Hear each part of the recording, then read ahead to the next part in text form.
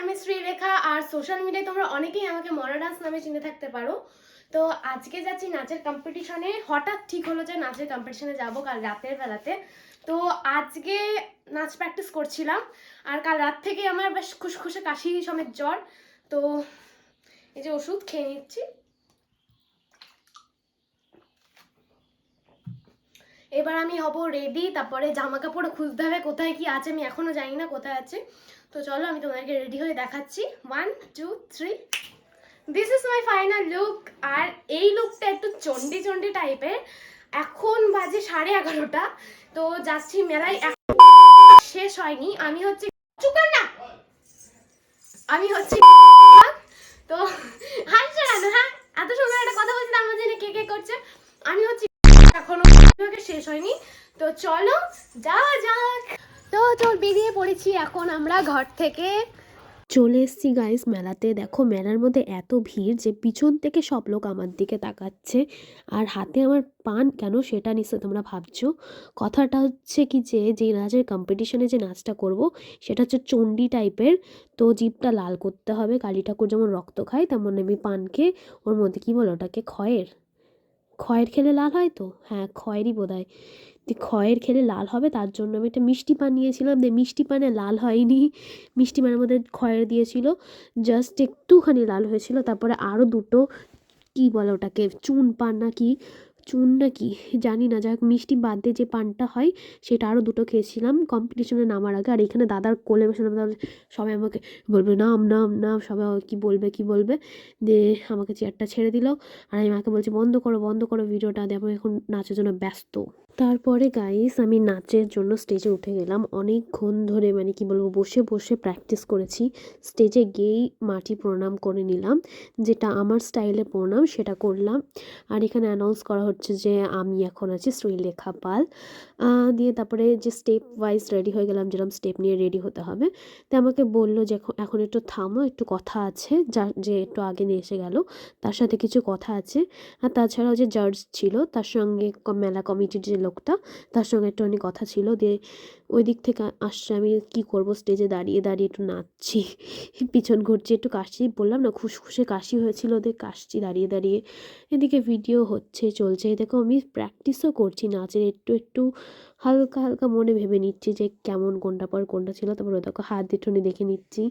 তারপরে ওই যে মেলা কমিটির লোকটা আসলো, আমাকে বললো যে স্টেজে ডাকছে, আমি বললাম হ্যাঁ স্টেজে নিচে ডাকছে, যাচ্ছি। তো আমি দাঁড়িয়ে আছি, এখনও গান দেয়নি, কি করব।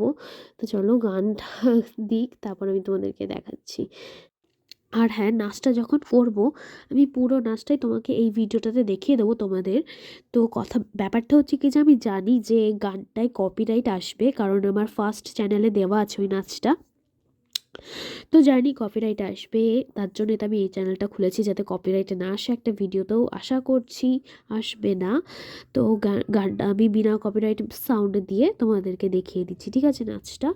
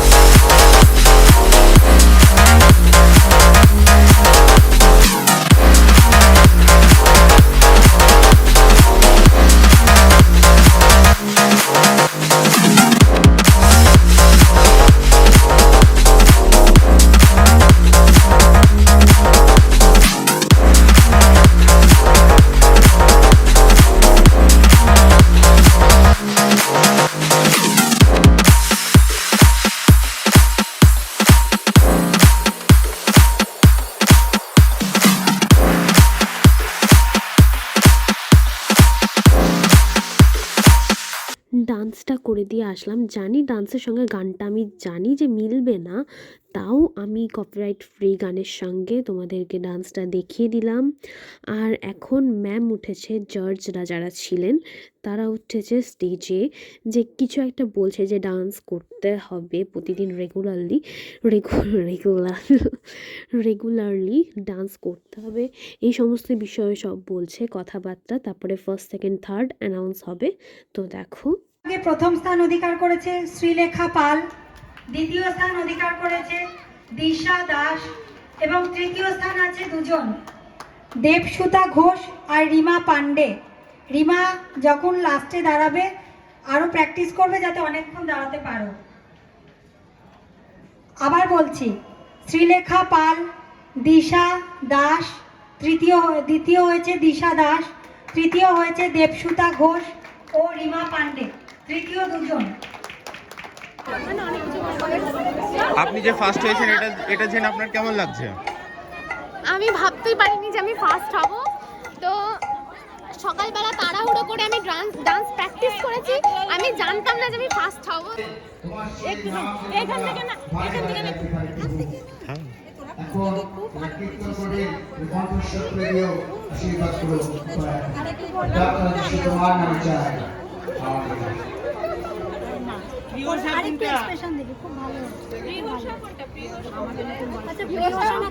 বুঝতে পারিনি ফার্স্ট হবে। আমি ডান্স করেছি সকালবেলা। ঠিক করবে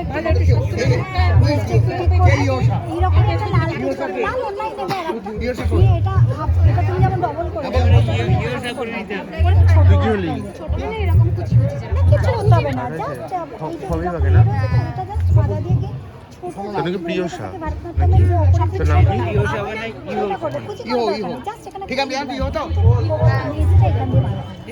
বন্ধুরা, আমি না বুঝতে পারিনি যে আমি ফার্স্ট হব। আমি সকালবেলা নাচ প্র্যাকটিস করেছি। আর এই যে আমার ম্যাম খুব ভালো, প্রত্যেক বছর আসে।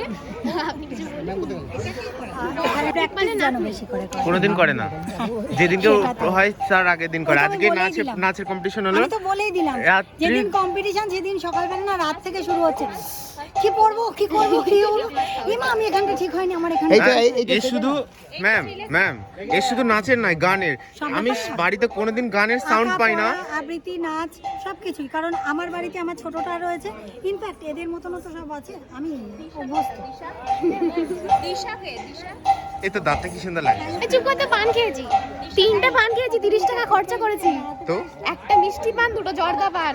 জর্দা খেয়ে আমার গলা জ্বলে গেছে। জর্দা পান আমি নিয়ে আসিনি তো। ও জর্দা পান খেলে তুই নাচতে পারতিস, তখন ওর টাল হয়ে পড়ে থাকতিস। জর্দা জর্দা খেলে নেশা হয়। ও খয়ের পান, সরি। হ্যাঁ, জর্দা খেলে এখন নেশা হয়। খয়ের পান খেয়েছি।